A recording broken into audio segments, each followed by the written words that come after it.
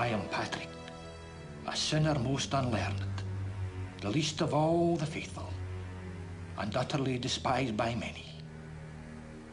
My father was Calpomius, a deacon, son of Patitius, a priest of the village of Banavum, Tabernia. He had a country seat nearby, and there I was taken captive. I was then about 16 years of age. I did not know the true God.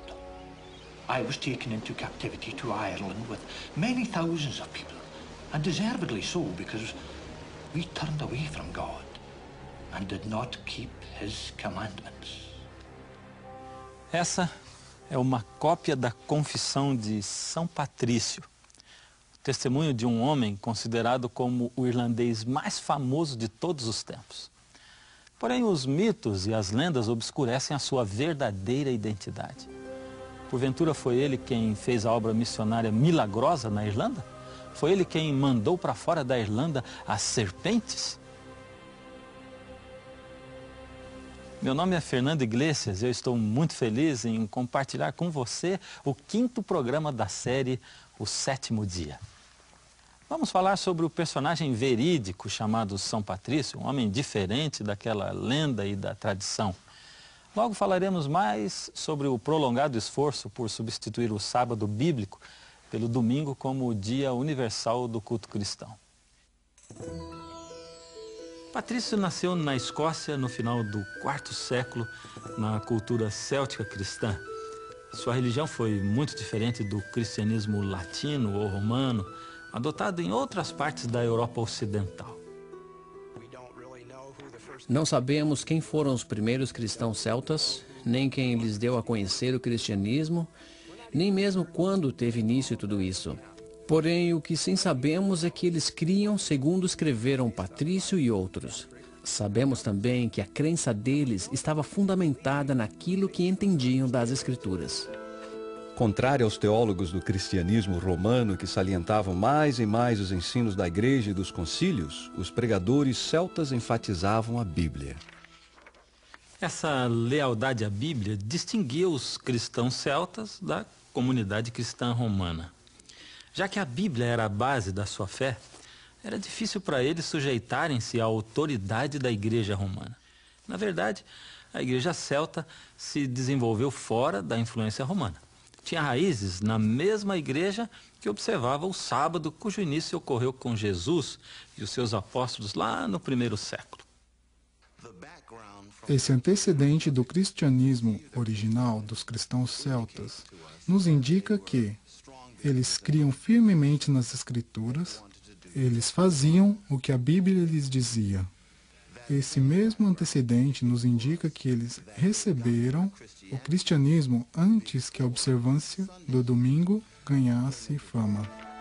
Não existe nada nos escritos de Patrício indicando que ele tenha aceito os ensinos dos padres da igreja. Ele reconhecia somente as Escrituras para apoiar sua crença, sua prática e suas pregações. Veja bem, a religião de Patrício era totalmente diferente da religião de Roma, tanto na forma como na substância. A Bíblia, não a igreja, era a fonte de verdade. Ele foi fiel aos ensinos contidos nela e obediente aos seus mandamentos. Essa é a religião que ele foi chamado a levar para o povo da Irlanda. Sequestrado pelos invasores, Patrício e milhares mais foram levados à Irlanda para serem vendidos como gado. Ali ele passou 6 anos trabalhando como escravo para um camponês. Every day I had to tend sheep, and many times a day I prayed. The love of God and his fear came to me more and more, and my faith was strengthened. And this even when I was staying in the woods and on the mountains, and I used to get up for prayer before daylight, through snow, through frost, through rain. And there one night I heard in my sleep a voice saying to me, "Soon you will go to your own country." And again, after a short while, I heard the voice saying to me, "See, your ship is ready." And it was not near, but at a distance of perhaps 200 miles, and I had never been there, nor did I know a living soul there. And then I took to flight. and I left the man with whom I had stayed for 6 years.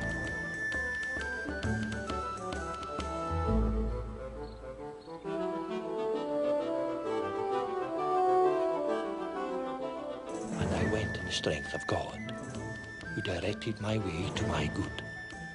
And I feared nothing until I came to that ship. Patrício sempre achou que a sua fuga da Irlanda foi dirigida pela mão divina. Os seus conterrâneos lhe receberam e suplicaram que não os deixasse mais. Porém, o plano de Deus para a vida de Patrício não era para ser realizado na sua terra natal. I saw in the night the vision of a man whose name was Victoricus, coming as it were from Ireland with countless letters. And he gave me one of them. And I read the opening words of the letter, which were, "The voice of the Irish."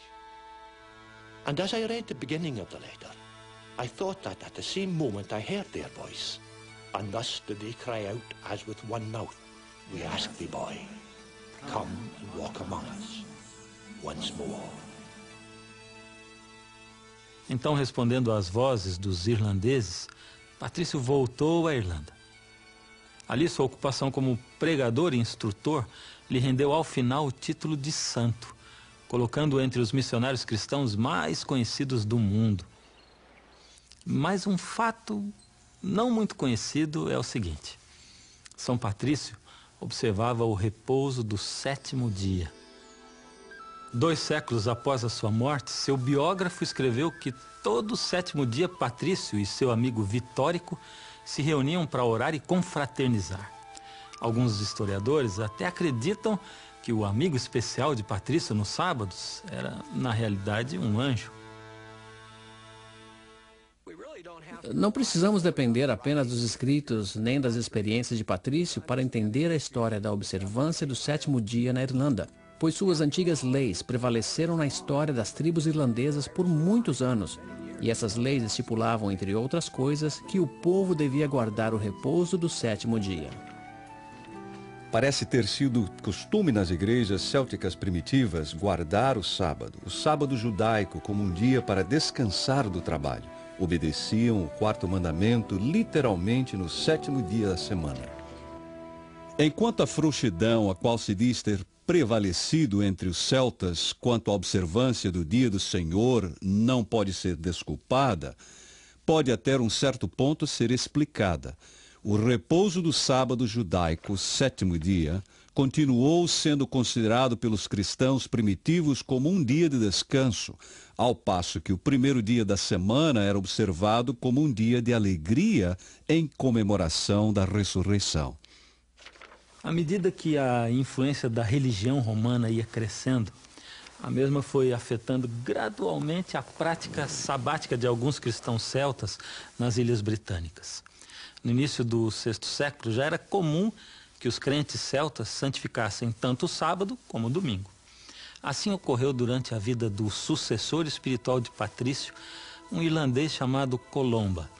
Ele havia se formado em uma das escolas estabelecidas por Patrício. Nascido em 521, de uma família nobre, ele desistiu do trono da Irlanda e aceitou um chamado mais alto. Colomba estabeleceu sua base missionária na ilha rochosa de Iona. Ele e 12 amigos seus chegaram a esse posto remoto, navegando desde a costa oeste da Escócia em pequenas embarcações redondas feitas de peles de animais.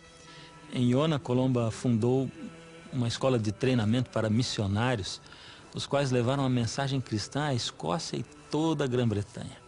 Em relação à doutrina, ele era fiel às raízes cristãs célticas e guardava o sábado, o 7º dia, como dia de repouso. Enquanto se observava o domingo para honrar a ressurreição de Cristo, Colomba ensinava aos seus discípulos a observarem o sábado como igualmente sagrado. A maneira como ensinava a observar o sábado era que os seus seguidores fossem às margens da ilha Iona, meditassem na criação e nos assuntos de Deus, lessem as Escrituras e se fortalecessem espiritualmente neste santo dia. Colomba e seus irmãos missionários implantaram firmemente a religião cristã na Escócia. Os seus conversos resistiram à influência de Roma, onde o domingo era promovido como dia de culto.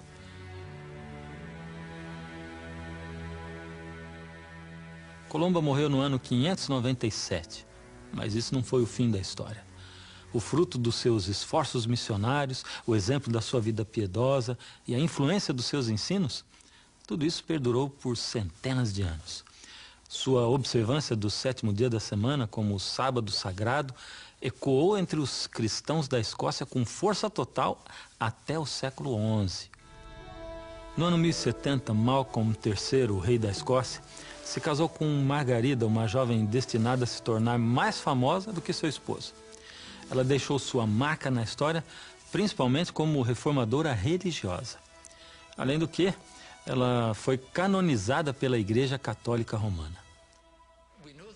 Sabemos que Margarida foi criada na residência real dos piedosos reis da Hungria e desde os seus 7 ou 8 anos ela morava na residência de Eduardo, o confessor da Inglaterra, o qual também era um católico piedoso. No Palácio Inglês, Margarida viveu sob a influência dos frades beneditinos de Canterbury. Quando as condições políticas tornaram indesejada a presença da sua família, eles se mudaram para a Escócia, onde ela cativou os olhos do rei. A própria Margarida, assim parece, quis ser freira. Um relato diz quão relutante se achava para se casar com Malcolm, rei dos escoceses, porque queria se dedicar a ser noiva de Cristo, como ela mesma dizia.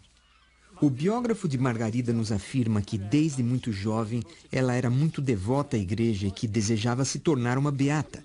Porém, quando ela se mudou para a Escócia, conheceu a Malcolm e este lhe pediu a mão em casamento. Embora ela não quisesse aceitar, segundo seu biógrafo, só consentiu a pedido de sua família e porque ela cria que Deus lhe estava dando uma oportunidade para efetuar sua obra no reino da Escócia. Margarida achou a corte escocesa um tanto tosca e não refinada. Então decidiu transformar tudo isso. Ela ficou horrorizada de ver como eles praticavam a religião na Escócia. Muitos ainda observavam as doutrinas e tradições trazidas da Irlanda por Colomba, quase 5 séculos antes. Uma prática religiosa do povo, em particular, contrariou a nova rainha. Desde que ela chegara à Escócia, estava descontente com a maneira como se observavam o domingo.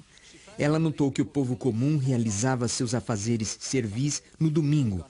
Podiam ter ido à igreja primeiro, mas depois se ocupavam em tarefas cotidianas ordinárias. Isso é o que ela tentou impedir. A rainha insistiu na observância única e estrita do dia do Senhor, domingo. O povo e o clero se submeteram, mas sem deixar completamente a reverência pelo sábado. A sobrevivência do sábado na Escócia e em outras partes é surpreendente quando se considera as poderosas tentativas de suprimi-lo. A história dos primeiros séculos do cristianismo revela um movimento definidamente antissabático e pró-dominical. Os documentos eclesiásticos identificam inequivocamente o estabelecimento religioso em Roma como centro neural. O esforço romano por substituir o sábado do 7º dia pelo domingo teve grande impulso em 321 da nossa era. Foi nesse ano quando Constantino mandou observar o domingo autorizado pelo Estado. Estranhamente, apesar de se dizer cristão, tinha muito pouco de cristianismo na sua lei dominical. Pior ainda, se parecia muito com uma lei pagã de adoração ao sol. No venerável dia do sol, que os magistrados e o povo que moram nas cidades descansem e que as oficinas estejam fechadas. Com o imperador complacente no trono, os líderes da Igreja Romana ganharam autoridade e influência. Nos seus concílios, eles deram passos intrépidos para impor a observância do domingo e para insistir que o sábado do repouso bíblico fosse profanado. Algumas das ações deles tinham um gosto definitivamente antijudaico. Os cristãos não devem judaizar descansando no sábado, mas sim trabalhar nesse dia. E se puderem, devem honrar o dia do Senhor, domingo, descansando como cristãos. Se alguém for achado judaizando, seja anátema de Cristo.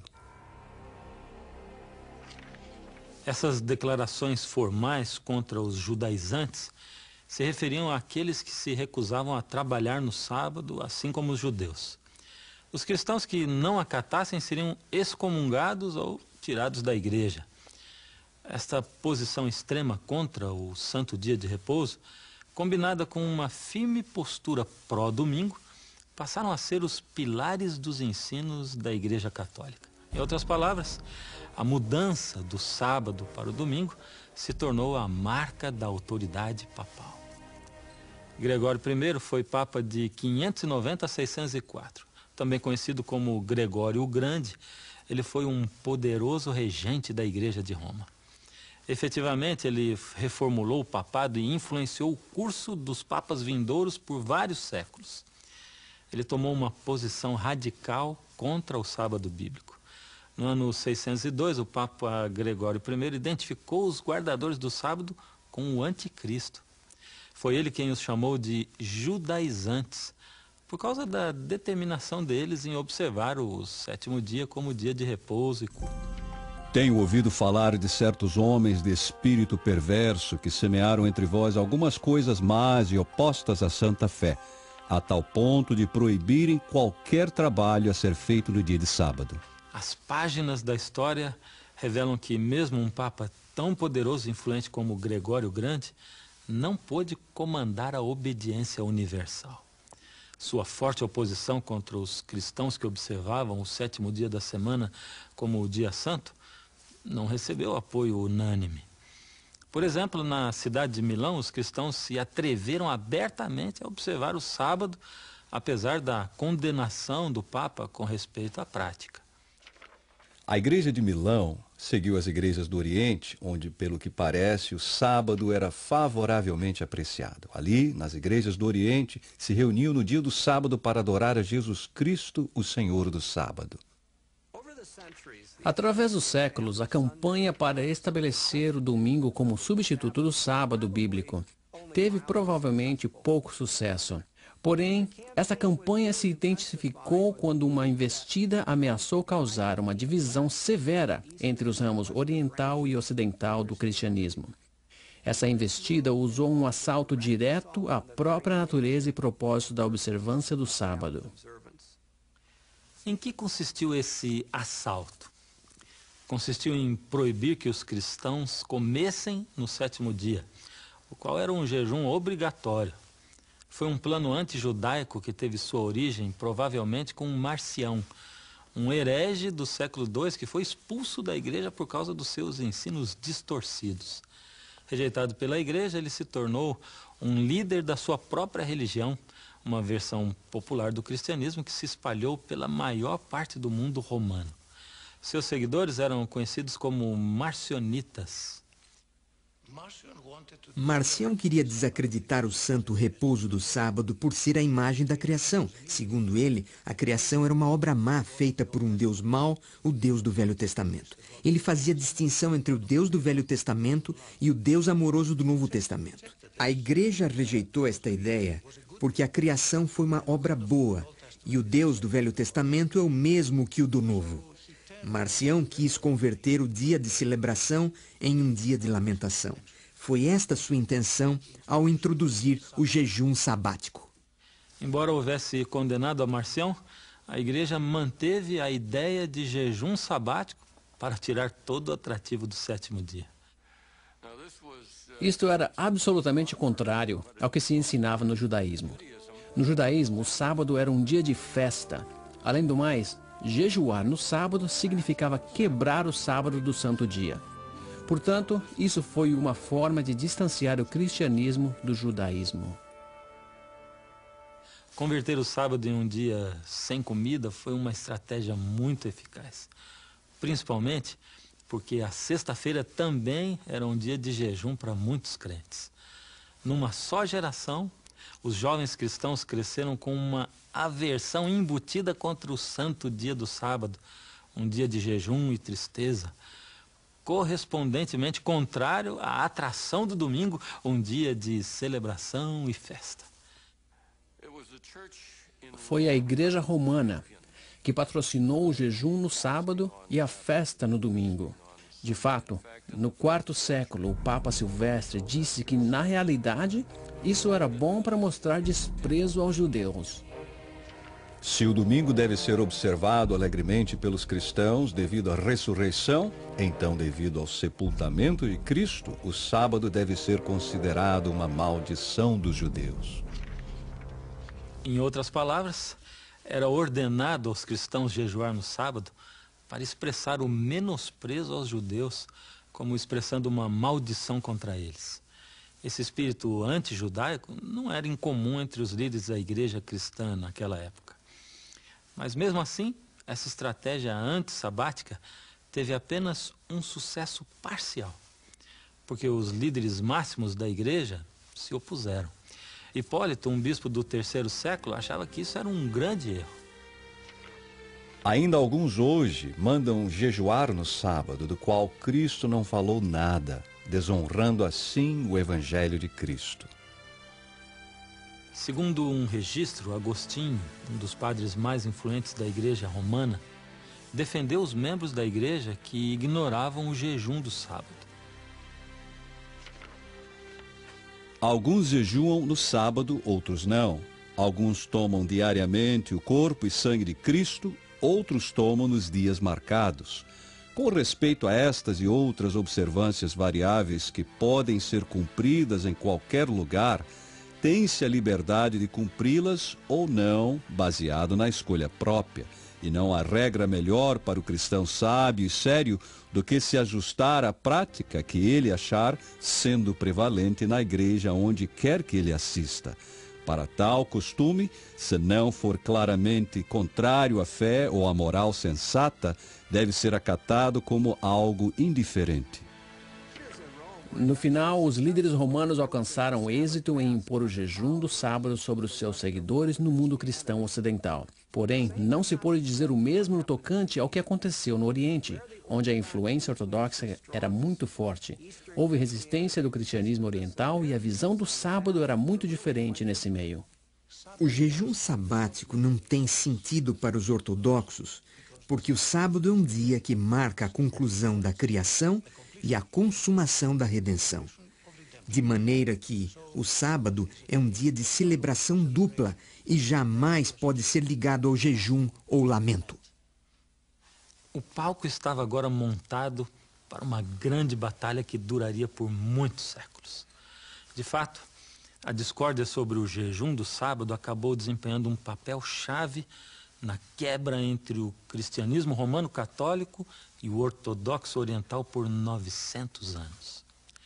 Mas a continuação de toda essa história dramática nós veremos quando voltarmos com o 6º programa da série O Sétimo Dia.